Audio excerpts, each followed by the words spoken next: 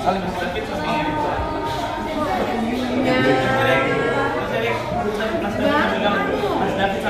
oh iya, sana.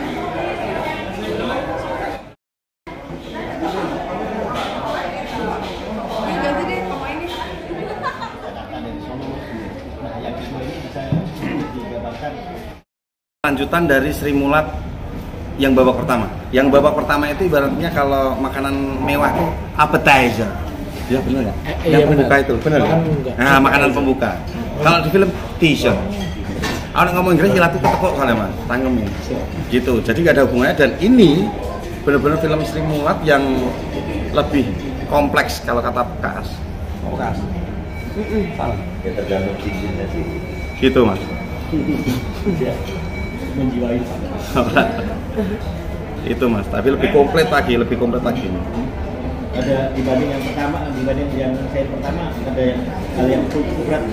Nah, banyak pesan-pesan dan lebih kompleks tadi terus luweh.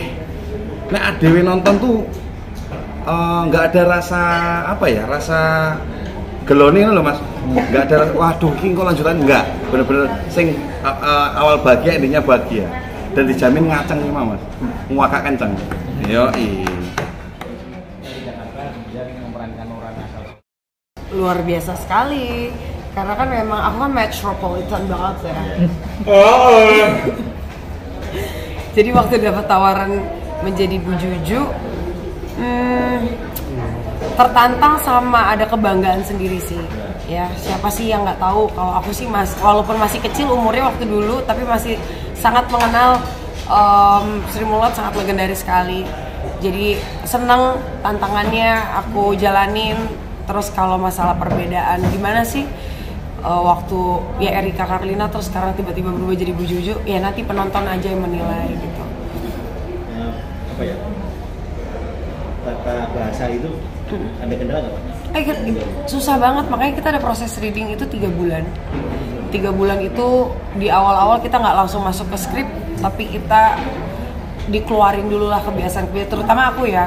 Maksudnya dikeluarin Jakartanya dulu, dihilangin dulu kebiasaan-kebiasaan cewek-cewek metropolitannya. Nanti baru ketika udah mulai dari 0, 0 baru dimasukin tuh Jawanya, cara ngobrol sama orang, natap mata sama orang gitu. Jadi kebiasaan-kebiasaan aku tuh dihilangin dulu. Proses naikin berat badan ceritanya? Iya, proses naikin. Ini kan badan aku kan segini ya, kecil, tulangnya kecil gitu. Jadi waktu dapat peran Bu Juju dan kita dikasih lihat reviewnya bagaimana, kan Bu Juju kan montok sekel gitu ya. Apalagi kalau udah pakai kebaya, waduh gitu, kayaknya jauh banget. Makanya awal mula disuruh naik 5 kilo, ternyata akhirnya harus naik 10 kilo. Kedep matanya kedep nah. Mbak ada scene yang ini nggak, mungkin yang menurut jenengan paling spesial gitu dari pembuatan film ini sendiri? Semuanya spesial sih ya. Scene-scene bersama tokoh-tokoh lainnya tuh, aduh luar biasa banget deh. Kalau yang memorable banget itu mungkin yang waktu di rumahnya almarhumah ya, dan itu juga dialognya sama Pak Teguhnya juga, sama Mas Rosa. Itu benar-benar baru kerasa banget, oh ini aku lagi jadi orang Jawa banget. Nunung bukan ya? Bukan ya? Mbak mungkin kalau ada tawaran-tawaran lain khususnya untuk film Jawa, apakah juga akan diterima lagi mungkin? Oh ya mau dong, itu kesempatan yang bagus banget, aku senang banget. Jadi kan pelatihanku selama ini kan nggak sia-sia juga kan. Kalau bisa ngeresep deh gitu ya. Aku juga capek jadi cewek metropolitan.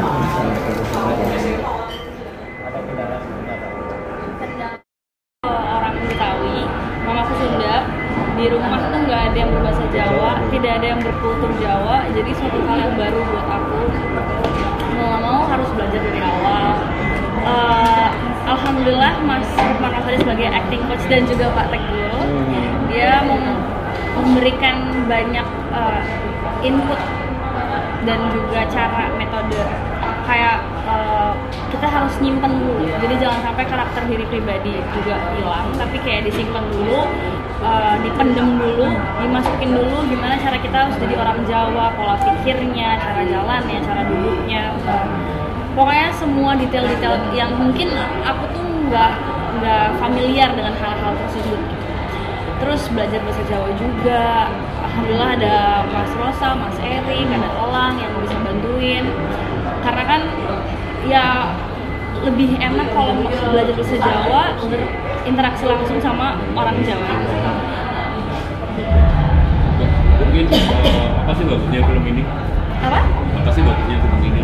Bagusnya film Sri Mulat Hidup Memang Komedi.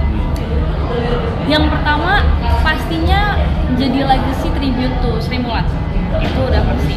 Yang kedua ya kita biar tahu, apalagi untuk aku generasi yang masih muda, Gen Z lah ya kalau sekarang namanya, biar tahu semua lelucon, candaan, jokes yang kita bawa kehidupan sehari-hari, tongkrongan dan lain-lain itu tuh awalnya di Sri Mulat. Biar kita juga tahu kayak biar kacang nggak lupa kulitnya, kita pakai sehari-hari tapi kita nggak tahu sebenarnya dari mana. Nah, nonton ini biar tahu, biar jadi wawasannya lebih luas lagi. Terus yang kedua ya biar, yang ketiga berarti biar kita hidup tuh nggak melulu capek. Pasti kan capek kerja, apalagi udah akhir tahun, udah mulai mumet semua kepala nih. Nah, kita tertawalah bersama, menertawakan hidup mungkin ya, belajar untuk menertawakan hidup yang memang udah menjadi tragedi di hidup kita, tertawain aja. Mas Lang, nambahin mungkin jadi mentor. Gensi gitu. Kan banyak sebenarnya jokes tongkrongan gitu yang kalau dicari tahu tuh sebenarnya dari Sri Mulat gitu. Jadi alangkah lebih seru kalau kita tahu dari mana sih kita dari tongkrongan segala macam, juga buat generasi om dan tanteku juga bisa jadi nostalgia yang seru juga gitu.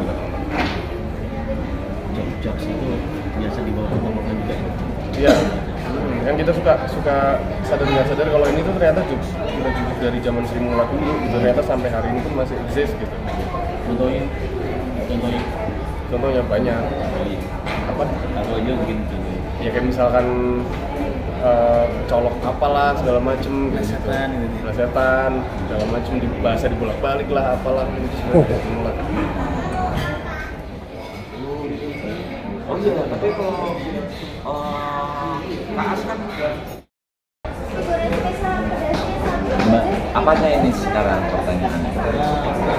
Asmi yang begitu, Asmi kan tetap salah satu contoh utama ya di sini buat sektor mengenai Asmi ini sendiri seperti apa? Ya yang jelas mungkin karena usia kali. Jadi Kaas itu kan leader ya di sini. Dia juga menulis skrip, dia juga yang mengatur ritme pertunjukan, dan dia punya keseharian yang serius banget. Orangnya sangat rapi, telaten, dan apapun yang dia lakukan semuanya harus presisi. Dia meletakkan sepatu, dia merapikan baju, celana lipatannya nggak boleh melenceng, rambut itu untuk rambut aja bisa sejam dia untuk rambut doang. Terus kamarnya, terus bagaimana dia menghargai keluarganya, istrinya, sampai kumisnya sendiri kan dari rambut istrinya dong. Dari situ sebenarnya yang menurut aku yang agak bertolak belakang ya, yang sembrono banget biasanya kita gitu kan harus memainkan karakter yang kayak gitu. Tapi menariknya justru di sini menjadi sebagai seorang leader di grup itu, dan itu tergambarkan di filmnya juga. Pada akhirnya ini kebawa sampai selesai syuting, apa-apa pasti untuk ngomong ke misalnya ke produser Kaas, ngomong Kaas jadi Kaas yang ngomong gitu. Nah, film Sri Mulat ini walaupun belum ditanya, akhirnya aku coba menggambarkan film Sri Mulat ini kayak apa namanya, mata air di tengah gurun, di tengah banyaknya horor, di tengah banyaknya konflik politik, di tengah banyaknya carut-marut pemikiran masyarakat, ini hadir di tengah kita hari ini yang memang pengen menghibur, benar-benar pure menghibur. Sri Mulat dari semenjak awal dia muncul, dulu tahun bahkan 60 awal ya, sebelum itu malah muncul tuh grup-grup lawak yang kalau model di luar itu kayak model-modelnya Molière yang kritik pemerintah gitu. Ini mereka hadir di antara grup-grup yang ada yang biasa kritik gitu. Mereka hadir pure menghibur, nggak ada tendensi politik apapun, nggak ada. Mereka pure menghibur gitu. Pengen bikin orang ketawa gitu. Nah, di situ yang menariknya untuk hari ini tuh tepat sekali gitu. Dan Sri Mulat yang sekarang duduk memang komedi, paket lengkap. Jadi orang yang nggak nonton Sri Mulat yang pertama Hilal Mustahil itu nggak apa-apa gitu. Di sini itu ada sketsa-sketsa dari Sri Mulat Hilal Mustahil. Itu hanya dibikin seperti sketsa-sketsa sebagai jembatan untuk persoalan romantismenya Gepeng, kemudian konfliknya karakter-karakter yang lain ke karakter yang lainnya. Jadi ini aku melihat ya, tadi kan di sini kan banyak Gen Z ya, sebagai pemain subjektif banget kan. Tapi waktu kita nonton premiere ya, buset, itu Gen Z-nya itu kita kaget. Mereka tuh ketawa keping-keping. Kalau yang tadi Erik bilang ngaceng, bener-bener ngaceng gitu. Ngaceng, tahu kan kalau ngaceng gimana kan? Nah, itu mereka tuh pas diwawancarai satu sapi juga, itu mereka happy-nya itu bener-bener ngomongnya itu tulus gitu kan. Banyak orang yang ditanya itu, iya lucu banget, iya lucu sih mas, kan banyak yang gitu. Tapi ini bener-bener tertutup. Asli ya? Asli. Udah nonton yang sekarang? Belum, baru mau nonton. Tapi kayaknya sebelum nonton udah ngaceng sih ya. Ngacengnya beda. Ini ngakak kencang. Tapi di tengah itu lebih. Bang, kalau kembali karena menonton film Sri Mulat atau menonton tayangan Sri Mulat di TV, dan sekarang saya berkarya sebagai komedian, salah satunya film Sri Mulat lengkap, sebuah tontonan yang dimana outputnya pasti untuk bikin orang ketawa dan bikin orang bilang penat. Dan saya berani jamin, karena saya juga media film lama di Indonesia sudah sekitar 10 tahun lah.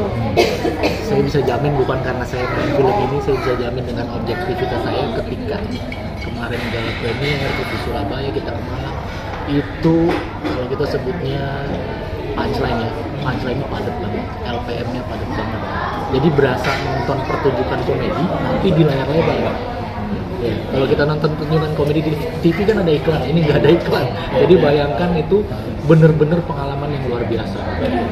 Jadi saya sampai merinding karena nggak cuma ketawa, mereka bener-bener ketawa sampai tepuk tangan. Jadi saya rasa ini bisa jadi momen baik untuk bagaimana pertumbuhan dunia komedi Indonesia ini turut terangkat dengan kehadiran film Sri Mulat. Dan saya yakin dari setiap generasi, mau Gen Z, milenial, generasi orang tua kita pun, kalau dalam satu waktu nonton film ini secara bersama, ngakaknya juga akan bareng. Nggak mungkin mereka kayak, ini mah nggak lucu bagi saya. Ini benar-benar dari semua generasi bisa ngakak bareng di film ini. Jadi tonton Sri Mulat. Ya tengah dulu tuh, 1, 2. Pelan, 1, 2. Tesinya. Nah. Sri Mulat. Oke, kamera standby. And action. Jangan lupa saksikan film Sri Mulat, Hidup Memang Komedi. Mulai tanggal berapa? 23 November 2023. Di mana? di bioskop pilihan Anda. Yuk warga Solo Oke, thank you.